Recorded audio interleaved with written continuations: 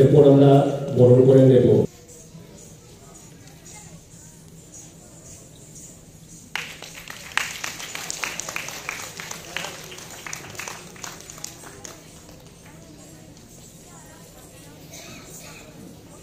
এবারে আমরা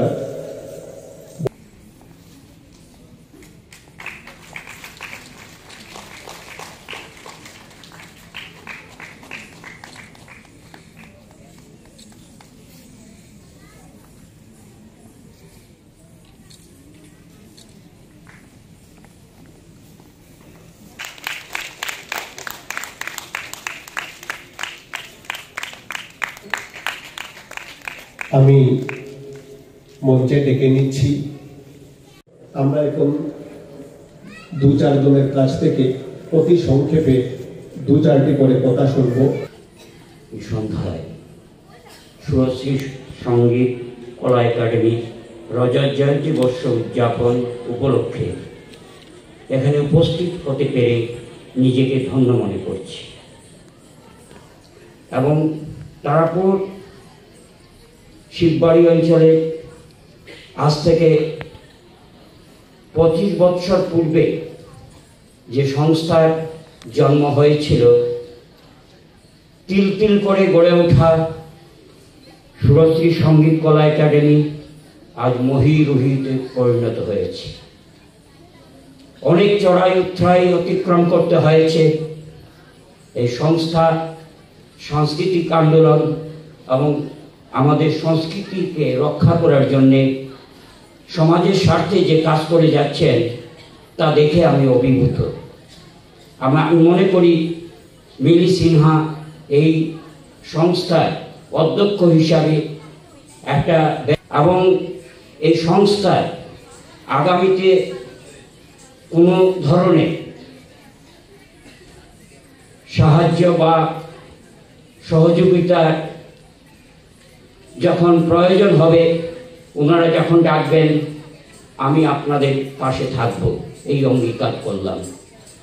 এবং আপনাদের এই রজত জয়ন্তী বর্ষে আপনাদের এই যে সঙ্গীত নৃত্য কলা যে সাংস্কৃতিক আন্দোলনের পটভূমি তৈরি হয়েছে, এখানে নাচ গান থেকে শুরু করে তবলা সব কিছু শেখানো হয় এবং আমরা চাই সমাজ গঠনে সাংস্কৃতিক আন্দোলন একটা ব্যতিক্রমী ভূমিকা পালন করে। একাডেমিকে আপনারা অফুরন্ত আশীর্বাদ দিয়ে অক্লান্ত পরিশ্রম করে আপনারা আজকে এই জায়গায় দাঁড় করিয়েছেন, যার জন্য মিলি সিনহা আজকে আপনাদের সম্মুখে এই 25 বছরের অনুষ্ঠানটি উপস্থাপন করতে সক্ষম হবে। আমি আজকে আপনাদের সম্মুখে এটি বলতে চাই যে ভারতীয় সংস্কৃতিকে ধরে রাখার জন্য গোটা শিলচর কাছাড় তথা বরাক উপত্যকার যে সংস্কৃতি রয়েছে, এই সংস্কৃতিকে ঘিরে বিভিন্ন ছোট ছোট অর্গানাইজেশন, বড় বড় অর্গানাইজেশন তারা অনেক বছর থেকে কাজ করে যাচ্ছেন। তাদের সকলকে শ্রদ্ধা জ্ঞাপন করতে হয় যে আমাদের যে সংস্কৃতি, এই সংস্কৃতিকে ধরে রাখা অত্যন্ত কঠিন কাজ। আর আমাদের ভবিষ্যৎ প্রজন্ম এই সংস্কৃতিকে জানার জন্য তাদের যে প্রচেষ্টা, নিরলস প্রচেষ্টা, এটা অত্যন্ত প্রশংসনীয় ব্যাপার। আমরা লক্ষ্য করেছি ভারতবর্ষের সম্মানের প্রধানমন্ত্রী নরেন্দ্র মোদীজি আর আসামে মাননীয় মুখ্যমন্ত্রী ডক্টর হিমন্ত বিশ্ব শর্মা মহোদয় বিশেষ করে এই সংস্কৃতিকে ধরে রাখার জন্য তাদের যে প্রচেষ্টা, সেই প্রচেষ্টাকে আপনারা সম্মান জানাচ্ছেন। আজকে এটা আমাদের কাছে অত্যন্ত গৌরবের। আপনারা জানেন যে মাননীয় মুখ্যমন্ত্রী ডক্টর হিমন্ত বিশ্ব শর্মা মহাশয় একটা অভিনব প্রয়াস হাতে নিয়েছেন। আমার মনে হয় যে ভারতবর্ষে কোনো মুখ্যমন্ত্রী এইভাবে আগে সেটা করেননি। আমরা লক্ষ্য করেছি যে আসাম রাজ্যকে ভারতবর্ষের 5টি উন্নত রাজ্যের ভেতরে নিয়ে যাওয়ার জন্য প্রত্যেক সেক্টরে উনি কাজ করেছেন। সংস্কৃতির ব্যাপারে আপনারা লক্ষ্য করেছেন যে সাংস্কৃতিক মহাসংগ্রাম নামে উনি একটা ইভেন্ট শুরু করেছেন।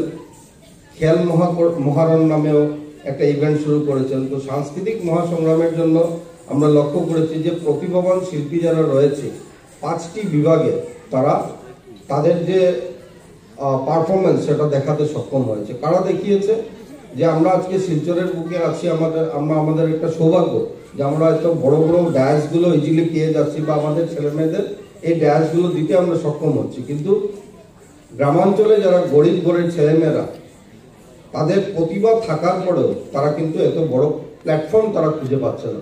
তাই মাননীয় মুখ্যমন্ত্রীর এই যে খেল মহারণ বা সাংস্কৃতিক মহাসংগ্রামের জন্য জিপি লেভেল তার প্রতিযোগিতা হয়েছে, তারপর সমষ্টিভিত্তিক প্রতিযোগিতা, জেলাভিত্তিক প্রতিযোগিতা, তারপর রাজ্যভিত্তিক প্রতিযোগিতা, অর্থাৎ ক্রিম যারা শিল্পীরা রয়েছে তাদেরকে বেছে নিয়ে আর আসাম রাজ্যের একটা এমন জায়গায় নিয়ে যাওয়া যে ন্যাশনাল লেভেল পর্যন্ত যাতে আমাদের শিল্পীরা বেরোয়, ইন্টারন্যাশনাল লেভেলে যাতে এই শিল্পীরা যেতে পারে, তার জন্য তার যে ভূমিকা একটা অত্যন্ত প্রশংসনীয় ব্যাপার। আর আমি আশা করি আজকে এই হলে অনেকেই পার্টিসিপেন্টস যারা এসছেন অনুষ্ঠানকে সুন্দর করার জন্য, তারা অনেকেই সাংস্কৃতিক মহাসংগ্রামে নিজেদেরকে নিংড়ে দিয়েছেন। আর আপনারা শুনলে খুশি হবেন, এই সাংস্কৃতিক মহাসংগ্রাম থেকে রবীন্দ্রসঙ্গীতে আর আরেকটি বিভাগ এই মুহূর্তে আমি ভুলে গেছি, দুটো dum dum dum dum ding ding ding ding da da